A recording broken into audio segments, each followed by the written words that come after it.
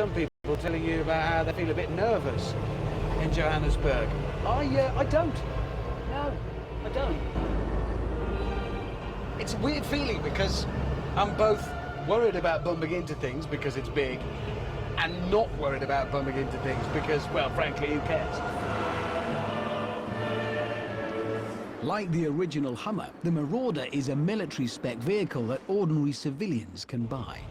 All you have to do is pass a background check to prove you're not a villain living in a hollowed-out volcano and come up with a check for £300,000. That is Rolls-Royce Phantom money for a machine that's not exactly the last word in luxury. Take the back seats, for instance. There are 8 of them, which is good, but I don't think you'll be renting this out as a wedding car any day soon. And as for the dashboard, they've clearly decided not to go for the walnut and leather option on here, partly because they need to leave room for all the switches, partly because the wood might clash with the wood on the machine guns. Yeah. However, the Marauder does compensate in other areas.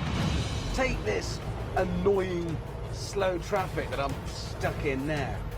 Normally, this is where you need some expensive sat-nav system to give you alternative routes. The Marauder doesn't need sat-nav.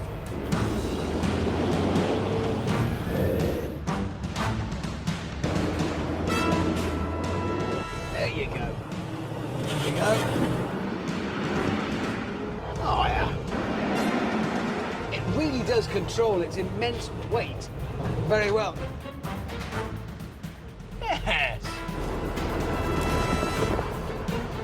It really is like off-roading quite a large building. Right, now. Oh, that gap's big enough. It is now.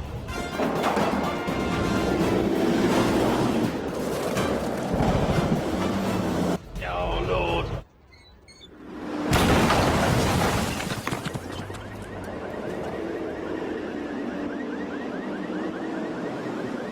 This is a good town car.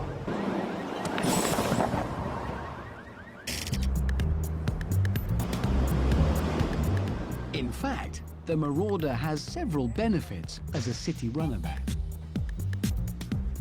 Imagine, for example, that you nip off to get a coffee, and this happens. Oh, that's not nice. No. Now, normally, the tow-away people leave you powerless and penniless, but not this time. The Marauder has got 290 brake horsepower and a top speed of just 70 miles an hour, which admittedly isn't brilliant. However, the torque figure is astonishing. 1,100 Newton meters of it, which is a lot. And that makes it pretty good in a tow-away tug-of-war.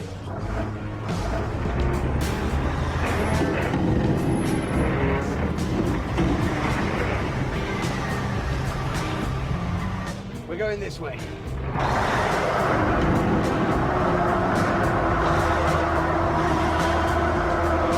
Yes, there you go. Another everyday irritation. Popping into the supermarket and coming out to find yourself blocked in. Again, no problem for the Marauder thanks to its vertical climbing system.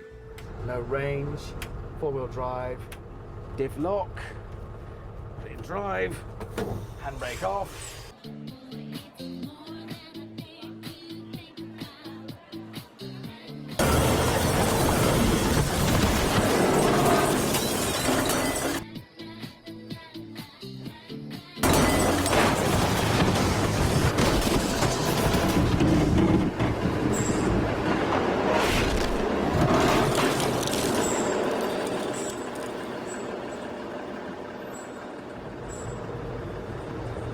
It's really kind of the ideal shopping car.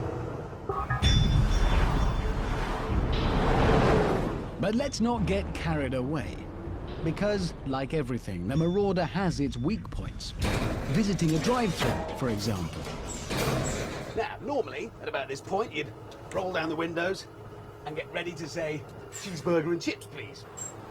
But the problem is the Marauder's windows are, you know, for tough situations. They're 90 millimeters thick. They can shrug off an RPG. And as a result, you can't open them. So this is where it gets a bit awkward.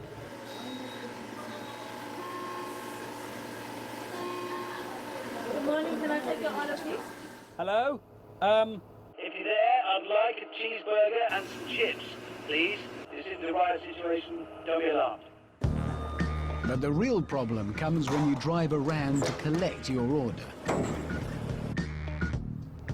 Right. Don't be alarmed, I'm not shooting.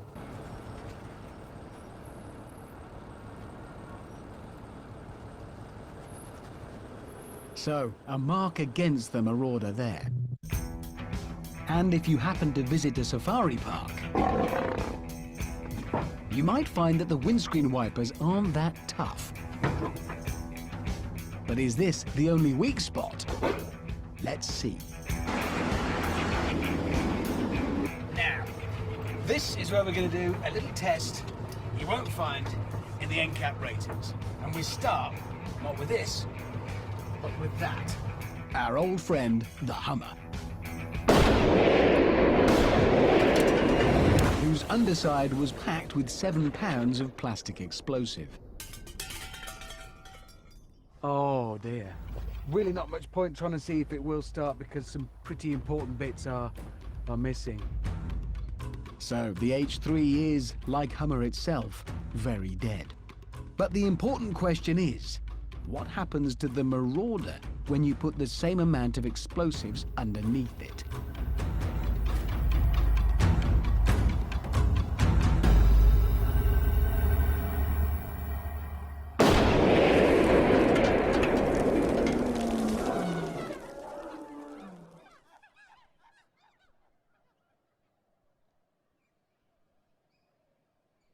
Right, well clearly what's happened here is there was a fight between the Marauder and the Earth. And the Earth lost and the explosion has just dug a big hole.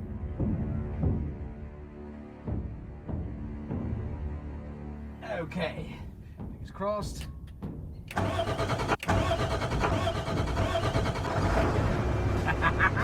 That was definitely an inconvenience, but really nothing more.